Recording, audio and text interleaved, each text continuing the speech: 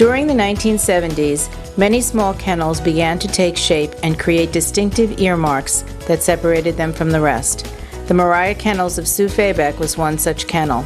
Small and modest, this breeder managed to breed some of the top winners of the day, including champion Myriah's Westwind and champion Twin Creeks Beanie's Best. Sue shares with us her thoughts and memories.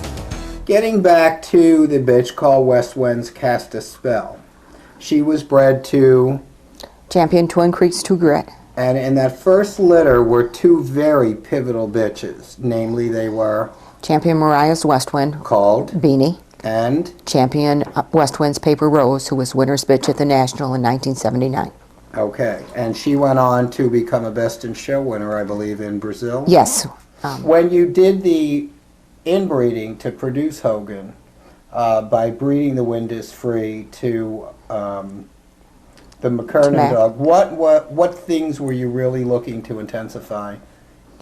We were hoping to keep the coat, of course, and the sweet eye that we had.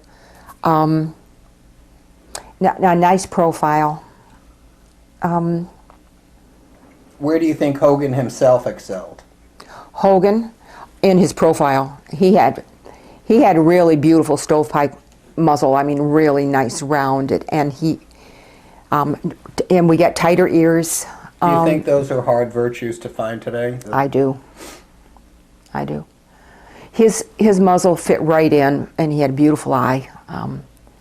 He was a pretty dog. Good. He was. And later, this dog Hogan would also prove to be quite an asset by producing a male who would go on to sire many champions when bred to one of your bitches called Fascination. Yes. What was the breeding on Fascination? Let's digress a little and go back on her part of the pedigree. Okay, Fascination was when we bred champion Myriah's Westwind Beanie to champion Twin Creeks PS.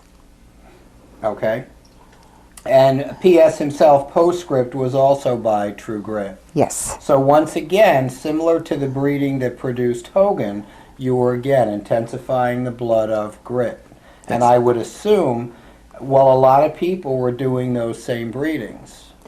A lot of people did things for pedigrees, but it sounded like you were pretty sure you wanted an upstanding dog with a nice stovepipe muzzle and a nice tight ear set. Yes, and also what I was looking for, I wanted a flat skull and clean on the sides of the head.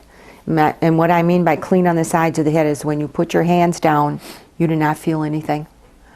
Some other people have different ideas about what cleanness of head is. That's what I think it is. When you run your hands down, there's no bumps or lumps. It's just smooth. Yes.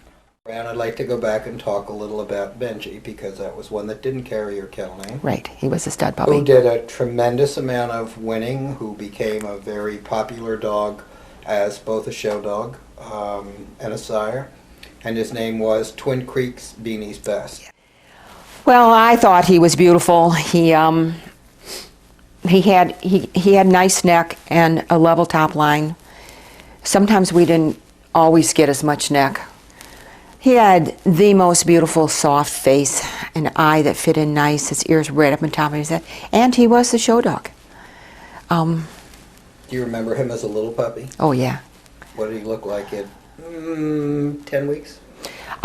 Lanky, not much coat, neck that you could see, ears right on his head, pretty eye, you could see the muzzle, you could see the pulled out. You know what you were looking at. At 10 weeks, all of them were pulled out. I think, that's just my opinion, I think you need a little more length of body on the dogs to match what you're looking for in the head. I mean, you can't have this, or at least I don't think you can get this long, lean head on a short, fat body. With short little legs. With short little legs, yes.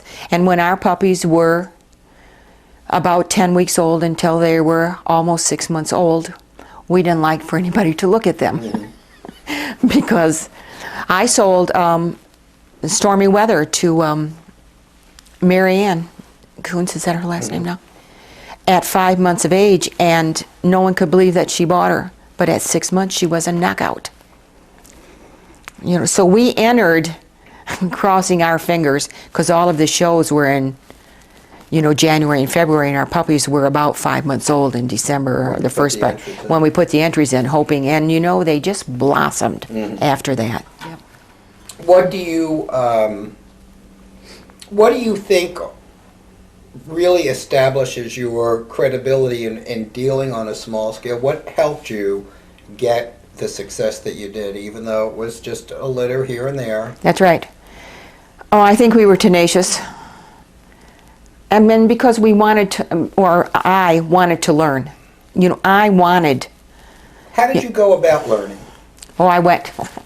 I'm sure you all remember, they used to call me the purse carrier. I'm telling you what, I was 2 feet behind Joyce Hauser for years. I mean, they took me, Ben and Joyce, took me every place with them. Any place I would go. Like? We went to Iowa and Minnesota, and I went to Tennessee with Joyce. Did you kennel hop along on these trips? We kennel hopped. One year we came out east and kennel hopped when I was really new in the dogs. And, but you know, and I would go down to Joyce's and spend the weekend and just, you know, be with the dogs. It was just amazing. None of us, of this group of breeders, you know, Carol and I and Rita and Joyce Weineman, would not be any place had it not been for Joyce. And with that tremendous respect for Joyce that is so clear when you speak of her, there's also the interesting things that come up. Her desire to take you places and show you other people's dogs and other people's success and other people's families. She was generous. It's not even generous. It was really how you learn from someone who is very open-minded, who has definitely the Twin Creeks name is synonymous with a family and an identity. Oh, yes. And yet, the eyes were always open to every other breeder and every other kennel that she was respectful of, and did not try to steer her little satellite people into thinking just stay here, but obviously she wanted you to look elsewhere. She wanted us to look elsewhere. You know, they spent hours and hours. Ben used to bring the dogs in, and he would show me, you know, put your hands on this head, feel the back skull, you know, just all kinds of things. They taught me almost everything that there was, how to unload, you know, how to get to the show and be prepared and to groom, and I'm not looking to recreate. I'm just looking for what I think my dogs had. I look for in other dogs. The softness of eye, the pretty muzzle. They carried great coat. Okay. Nice bodies. Softness to the body. At least this is what I see. And you think this has tremendous, obviously it does have an effect on how you see the dogs when you judge? It's true. All sort of contemporaries, you, Rita, Mary, Joyce Weineman, Right. competing in a similar area, and sort of leading on one another here and there. That's true. And always had sort of similar dogs. You know, in the beginning, the similar dogs, because we all came from Joyce. Not so sure Joyce Weineman fits into that as much as Rita and I and Carol did, or even Mary B. But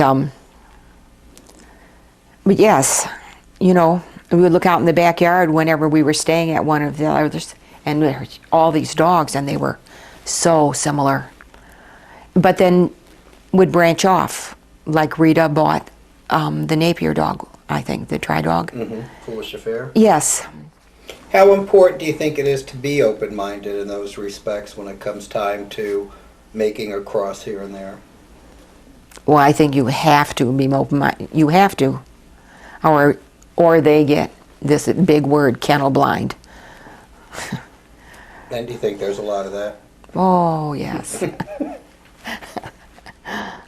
If someone came to you and said, I would like to get started in collies, and I know you have been successful, can you give me your best advice? What would that be? It's going to be the advice that I heard from everybody when I started, and buy the best bitch you can get your hands on. Everybody always says that, buy the best bitch you can, and then, okay, I bought And then her what do you now. do? Yeah. Well, I would line breed as close as I could get.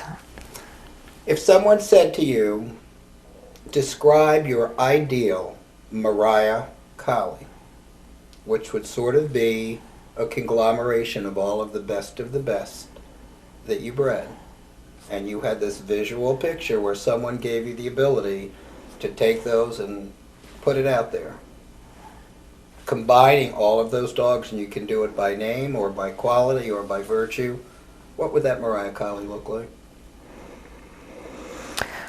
Well, I like to think that's how they look to me, is that they would be flat in skull, clean on the sides of the head, and the ears up.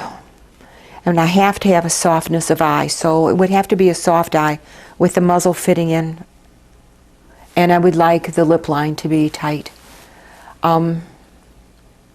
Enough neck, I'm not, enough neck that balanced, no, to correct it. No, And right. a little lengthy body, a little more soft to the body. Who do you think was your most, of your homebreds, who was your most beautiful to you? It was Beanie. Okay. Why? It might have a lot I to can do. look at the picture Yeah. and tell. She just was what I wanted my collie to look like. She had a soft eye. She had a beautiful face. If I was going to fault her, I would have liked her ears up tighter. But she carried great coat. I thought she was wonderful.